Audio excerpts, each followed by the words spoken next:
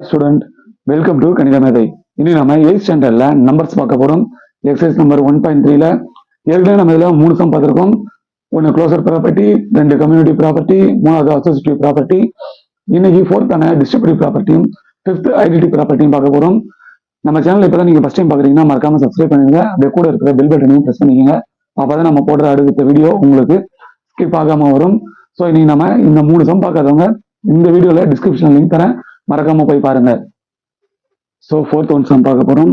4th one சம்ல distributive property question -1/2 b = 2/3 c வந்து -5/6 கொடுத்துருக்காங்க. ஸோ இது எந்த ஃபார்முலா அப்படின்னு நம்ம கண்டுபிடிக்க போறோம்னா a × b + c = a × b + a × c. அதாவது இந்த லெஃப்ட் சைடில் இருக்கிற ஆன்சரும் ரைட் சைடில் இருக்கிற ஆன்சரும் நமக்கு ஒரே மாதிரி சேமா வரும் அப்படின்னு சொல்லியிருக்காங்க. எக்ஸாம்பிளுக்கு இங்க வந்து ஒரு 6 இருக்குன்னு இங்கேயும் வந்து 6 தான் வரும். இங்க என்ன நம்பர் இருக்கும், இங்க ஒரு 5 இருக்குன்னா இங்கேயும் 5 வரணும். ஸோ இது ரெண்டுமே வந்து சேமா தான் இருக்கும்னு சொல்லியிருக்காங்க. அதை நம்ம இப்ப ப்ரூஃப் பண்ண போறோம். ஸோ ஃபர்ஸ்ட் நம்ம என்ன பண்ணுவோம், LHS எடுத்துப்போம். LHSல என்ன இருக்கு, a × b + c. ஏவோட வேல்யூ என்ன, -1/2 × bc-யோட வேல்யூ 2/3 + -5/6. ஓகேங்களா? இப்போ இது ரெண்டுமே கீழே பார்த்தீங்கன்னா சேமா நமக்கு நம்பர் இல்லை. இது வந்து 3 இருக்கு, இது வந்து 6 இருக்கு. ஸோ அப்போ நம்ம என்ன பண்ணணும், கீழே ஏதாவது ஒரு நம்பரை அதுக்கேற்ற மாதிரி சேமா மாற்றணும். இங்க இருக்கிறதுலே பெரிய நம்பர் 6. ஸோ இந்த 3 வந்து நம்மளால 6-ஆ மாற்ற முடியும். எப்படின்னா இங்க 2ஆல மல்டிப்ளை பண்ணும்போது நமக்கு கிடைக்கும். இங்க பாருங்க, -1/2 2/3 + -5/6. இப்போ 3 நம்ம 2ஆல மல்டிப்ளை பண்ணும்போது என்ன கிடைக்கும், 6 கிடைக்கும். ஸோ கீழே இருக்கிறது சேம் நம்பரா வந்துடும். இங்க என்ன நம்பரால நம்ம மல்டிப்ளை பண்றோமோ அதையே மேல இருக்கிற நம்பராலேயே நம்ம மல்டிப்ளை பண்ணணும். ஸோ இப்போ ஆன்சர் என்ன வருது பார்க்கலாம். -1/2 2 2s are 4 / 6 + -5/6. ஓகேங்களா? அடுத்த ஸ்டெப் என்ன, அந்த -1/2 × 5ல 4 போனா எவ்வளவு கிடைக்கும், 1 இருக்கும். எந்த 1, இங்க வந்து மைனஸ்ல இருக்கு. ஸோ மைனஸ் வந்து என்னாச்சுன்னா -1 தான் கிடைக்கும். ஸோ -1 ரெண்டு நம்பருமே நமக்கு சேமா இருக்கிறதால நம்ம ஒரு நம்பர் மட்டும் இங்க எடுத்துக்கலாம். இப்ப ரெண்டுமே மல்டிப்ளை பண்ண முடியுமா, 1s are 1 1, என்ன 1 +1, என்ன இங்கே மைனஸ் இருக்கு, இங்கே மைனஸ் இருக்கு. So -, plus.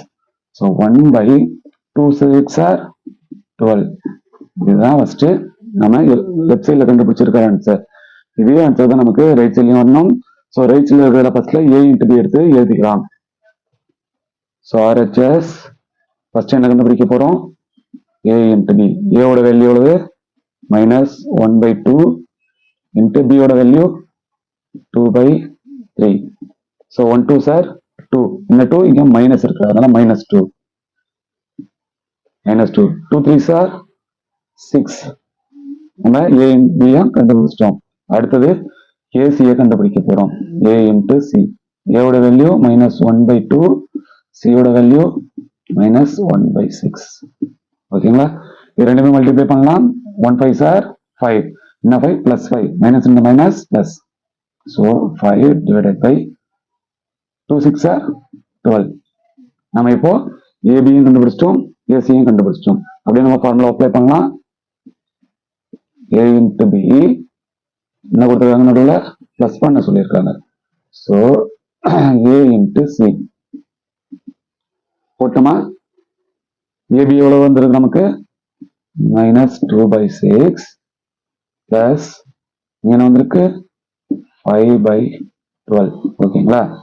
இப்போ இங்க கீழே நமக்கு சமமான நம்பர் கிடைக்கல, இருக்கிறதுலே பெரிய நம்பர் 12. ஸோ 6 வந்து நம்மளால வந்து 12 ஆக்க முடியும். எப்படின்னா இதை 2ஆல நம்ம மல்டிப்ளை பண்ணும்போது 12 வந்துடும். ஸோ -2/6 × 2 + 5/12. ஓகேங்களா? ஸோ நம்ம இங்க என்ன நம்பரால மல்டிப்ளை பண்றோமோ அதே தான் மேலையும் பண்ணணும்னு சொல்லியிருக்கேன். ஸோ மேலையும் வந்து மல்டிப்ளை பண்ணலாம்.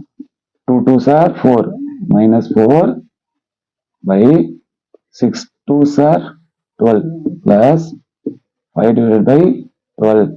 ஓகேங்களா?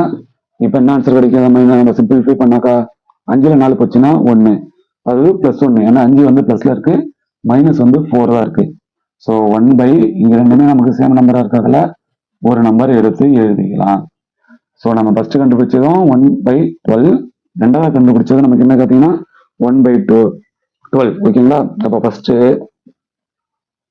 இங்க எழுதிக்கணும் 1 and 2 distribution distributive என்ன கண்டுபிடிச்சிருக்கோம்? Property for